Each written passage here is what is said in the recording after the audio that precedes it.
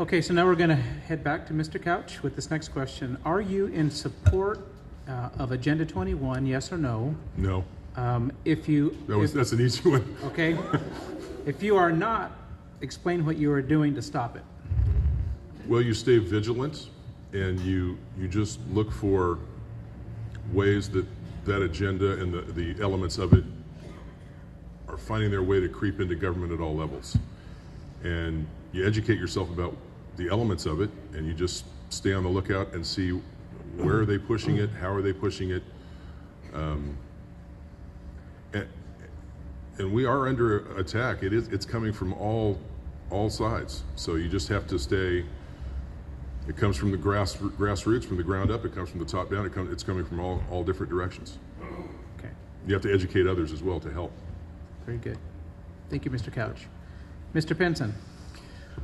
Well, I'm opposed to Agenda 21. I'm opposed to any sort of super regional or one world sort of approach to government. I think government that is closest to the people is best. The government must be limited. What have I done to oppose Agenda 21? Well, I really haven't done anything because I haven't been elected to anything and I haven't been involved in that cause. But what I would do if I'm elected, and I think maybe that's where we differ. I think if you're on the Board of Supervisors or on a city council, you take the agenda every week and you read the agenda, or every couple of weeks if you're on the city council, and you vote on it.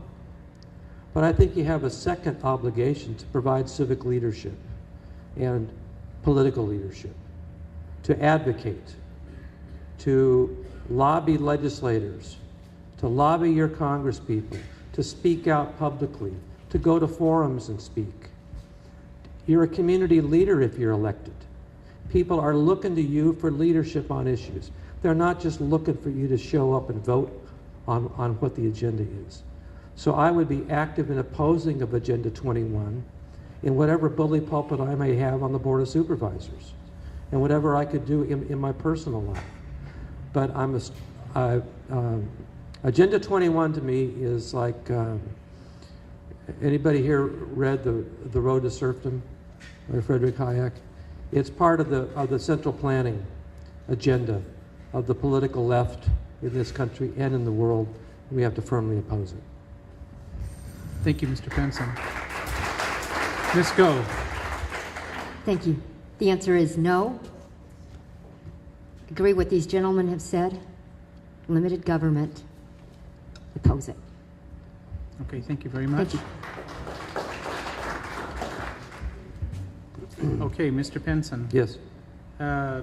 Should a request come before you as a supervisor that would require implementing foreign law, such as Sharia, how would you handle that? What are you currently doing to inform yourself about Sharia law? 2 parts.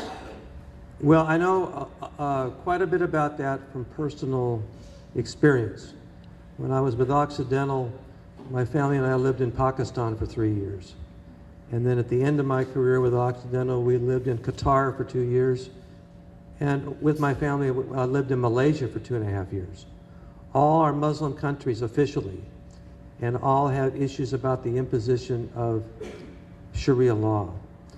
I would, and I'm a lawyer, so I believe in the founding principles of the country, of the adoption of the common law from Britain and America, American statutes. I'm completely opposed to any imposition or reference to or deference to Sharia law in America. I mean, it's flat out wrong. Okay, thank you. Ms. Goh, do you need me to repeat the question? Okay. Thank you. Just as Mr. Pinson said, it's not what our country was built on. It's not for us, and it's not right. We have not, at this point, had to directly deal with that on the Board of Supervisors, but I wouldn't give in to that at all. Thank you very much. Mr. Couch? I don't think you're going to find a candidate running for, at least on this dais, that's going to implement Sharia law or any other type of foreign law, and I'm certainly not included in that group. Very good. Thank you, sir. Okay, this goes to Ms. Goh. What is your opinion on Obama and Holder's quest to eliminate all elected county sheriffs who answer only to the people and replace them with federally appointed federal marshals who will answer only to the federal government? Are you opposed or in favor of this? This is by Dorla Patterson. At the local level, we can make the decisions that best reflect the people. I absolutely believe that we need to keep things at the local level and not let some big federal mammoth group control our decisions that need to be focused at the local level. Thank you very much. Mr. Couch? Could you repeat that? Sure. What is your opinion on Obama and Holder's quest to eliminate all elected county sheriffs who answer only to the people and replace them with federally appointed federal marshals who will answer only to the federal government?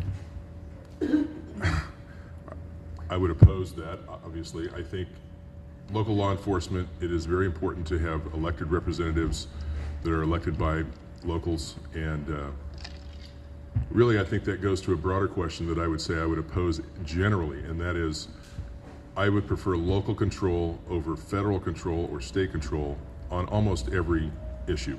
Now there are some obviously where the federal law is going to be more applicable, defense, national defense, that type of thing, but when you're talking about local law enforcement, that person needs to be elected by your local people. Very good. Thank you, sir. Mr. Pinson. Look, this Obama-Holder proposal is just simply outrageous. And it's part of the Obama political left plan to fundamentally change America. And it doesn't warrant any consideration or to me, it doesn't warrant any response about, and I'm respecting my two colleagues here really. It doesn't warrant any response of whether we should have sheriffs elected at the local level or appointed by Holder. It really is reflective of the attitude of the Obama administration and the political left trying to take over the country. It needs to be addressed at that level in November, and we have to do that. And this is one of probably 100 or 1,000 things that the Obama administration is doing or proposing or trying to do by executive order that are just like this. And that's where the issue is. The issue is in the November election. And that's where I'd like to leave it on this issue and not give the Obama administration the courtesy of saying that sheriffs should be elected. Thank you very much. Okay, so I'm back to Mr. Couch then. Mr. Couch, how has the state and federal government overreached into county affairs? Well, in just about every way you could think of, but the most obvious one to me is, you said the state? Yes. They reach into our checkbook. I mean, State and federal government. well, with the state literally reaches into our checkbook and takes money from us. And they pulled one over on us on Prop, whatever the heck it was called, 1A, where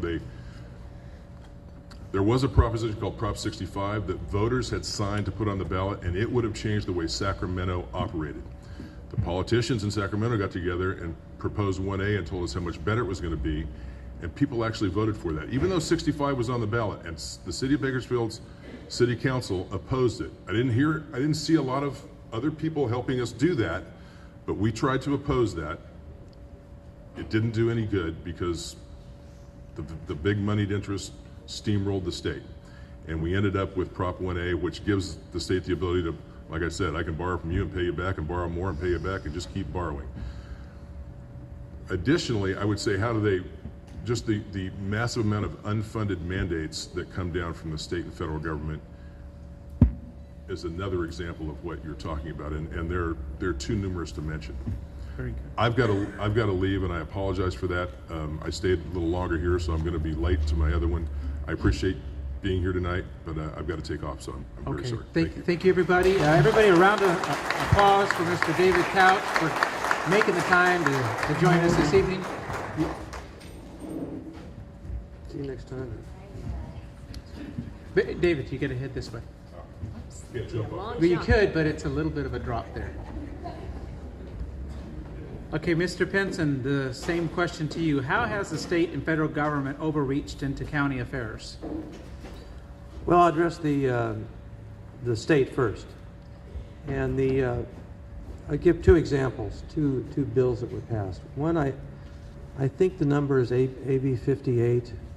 I think I'm not quite sure on that number, but it was effectively, it made California a global warming fighter. And it required offsets and government regulation so that California alone, apart from the rest of the world, could fight global warming. And that's had tremendous impacts on the petroleum industry and building and everything else in California. Its companion is Senate Bill 275 that was passed that's really trying to tell people from central planning about where houses should be built and what kind of houses should be built and where the public transportation should be and where the roads should be. And it's trying to do that at a statewide and a regional level. That is central planning that is inhibiting our freedom and inhibiting economic growth. As far as the federal government is concerned, well, apart from defending the country and doing the things that Article 1, Section 8 of the Constitution really says that is the Congress's responsibility, it's basically everything else that the federal government does that hurts us here. And I'm very encouraged and hopeful that the Supreme Court will overturn Obamacare, because the reason for that is bigger than Obamacare. It will show that there is a limit under Article 1, Section 8, Paragraph 3 of the Constitution of regulating interstate commerce.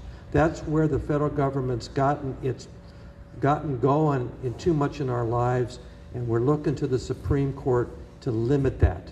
It has to happen in this Obamacare court decision. Thank you, Mr. Pinson. Ms. Goh? How is the federal government reaching into our checkbooks? By taking programs, growing and growing and growing them when we don't have the money. How is the state doing that? The same thing, by keeping programs and growing them and growing them and growing them when we don't have the money. Also, we find on a state level that the state is acting like they're saving money, but they're just pushing things right back to the county. Recently, on AB 109, the decision to send certain prisoners back to our community took effect in early October. The state sounded like they were saving money, but instead, they just gave us the responsibility without any money. That's just an example of the many things that are going on there where they're trying to look like they're saving money, not really reducing their programs, but just pushing them somewhere else. We just have to not let our programs get bigger, and then we won't have money taken out of our checkbooks. Thank you. Thank you, Ms. Goh. Mr. Pinson, so why are you